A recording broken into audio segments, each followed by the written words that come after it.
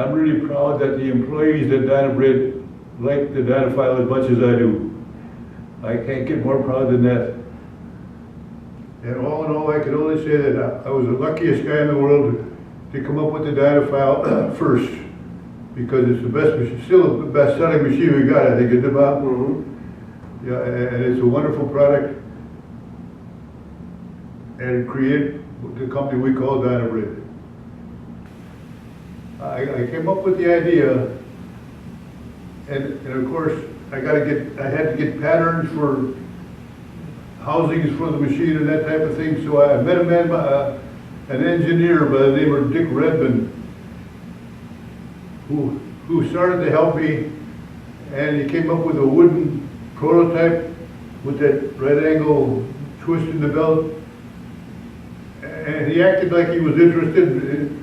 And he wasted my time for 2 years. He finally quit at the same time that I was ready to go ahead and start making these things. I didn't have any money other than the stock that I had bought from 3M for $4,000 turned out to be $15,000. I took it to the bank, and the bank said, "I'll give you $15,000. But you got to give me the stock as collateral." So I gave them the stock, and they gave me $15,000. And with that, I bought 100 electric motors to start with, and we had the pattern made for the housings. So I spent $13,000, and only to find out that the electric motor was giving me electric shocks. No. The abrasive dust was going in, and so I had to discontinue the product immediately. That was right after I had quit 3M in order to do this. I was almost ready to quit when a man walked in from a company called Aero, who sold air motors, and he said, "Why don't you put air motors in there?" And I said, "Good idea, let's do that." So he sold me air motors. They charged me $80 a piece for them. That's the motor that's on here, you know. And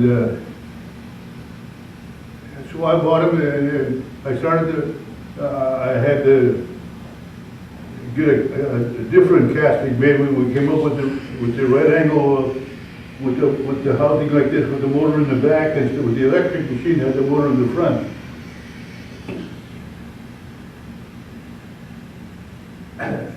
Redmond had quit my company at that time, so I did not have an engineer.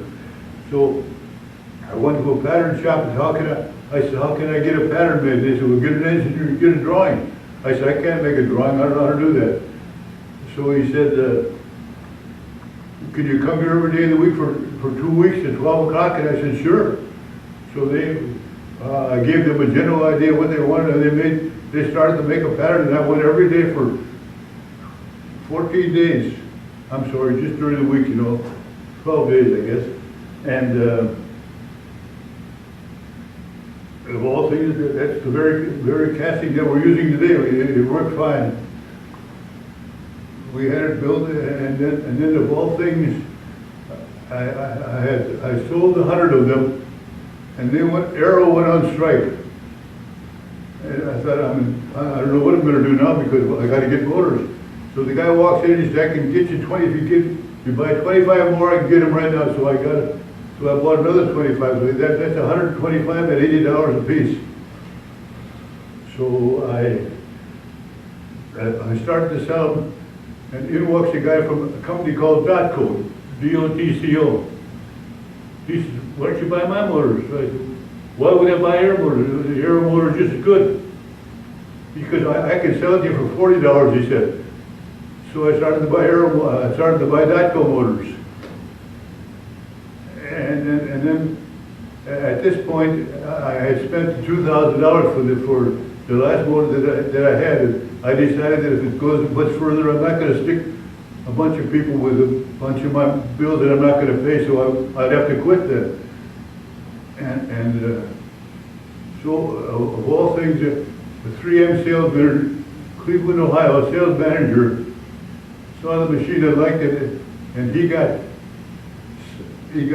3 distributors to buy 65 Dynafiles at $500 a piece. That cost consumer price, all at once. We got an order for 65 all at once, and that gave us enough cash to keep going, and from there on in, here we are.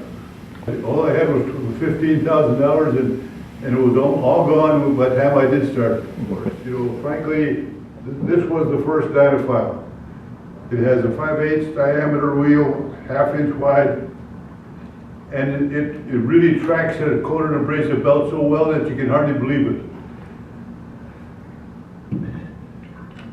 As time went by, we had to do more things, so we came up with a 1/4 inch wide belt on a wheel that's radius, so that it gets it right in the corners and grinds right in the corners. And then we had to get in with what they call TIG welds, TIG welds. And you have to use an 1/8 inch wide belt because you can't touch anything other than the weld itself. You can't go alongside of it for stainless steel appearances.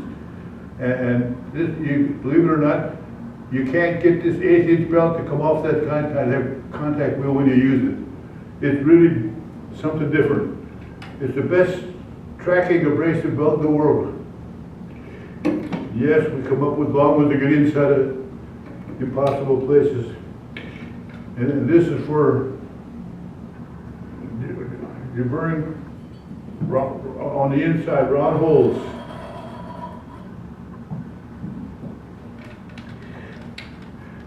And this was simply, I don't remember this one very good. You can work on the bottom of that flat pad as it goes around the corner, or on the flat pad on the side.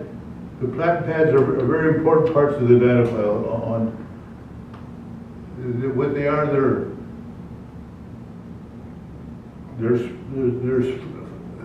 foam rubber covered with a good plastic, and then it does, you can follow things with it because it does bend with that foam underneath.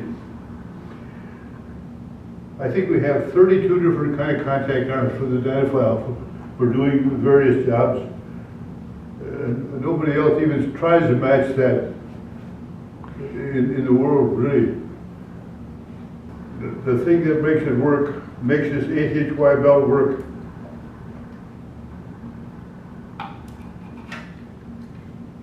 on the back of this, the abrasive belt goes down over a wheel, then turns and goes down over a drive wheel, back up to the other wheel, and come over here. If you work on this side where the belt goes toward the contact wheel, the belt will come off. On the other side, if you work on this side here, the belt goes this way. After the belt goes around that contact wheel, you literally can't get it off. I mean, you can drive it, you can twist it, you can push it, you can do anything you want with it, and the belt will hang on. And nobody else in the whole world can do that. And it all because of those two wheels in the back to twist. This is the piece we use at industrial shows all the time, because with it I can grind right smack in the corners with it, or on the inside of the hole.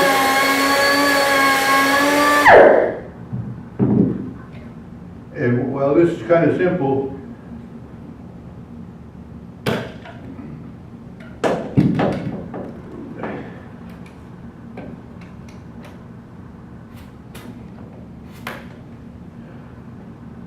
We found out that people had to get in the corners and polish.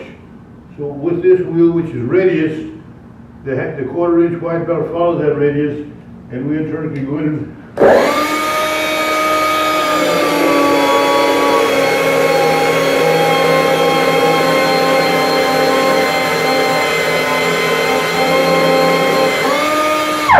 and we can actually make a round grind as a result of that. From that came, they have what they call TIG welds, which are only 1/8 inch wide welds. And on stainless steel, you can't, it's got to look nice all the time. So we had to come up with an abrasive belt that would grind just that little 1/8 inch wide weld. So here's an 1/8" wide abrasive belt. It's the only machine in the whole world that'll track an 1/8" wide belt. And with that, I really don't have any what they call TIG welds here to show you. But it gets in the corner just like the other one did, but it just touched just the weld.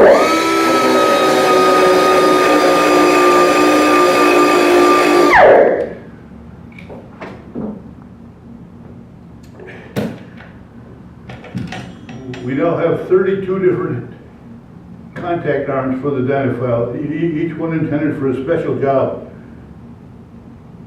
We make them as small as 5/16 of an inch diameter, the contact wheel.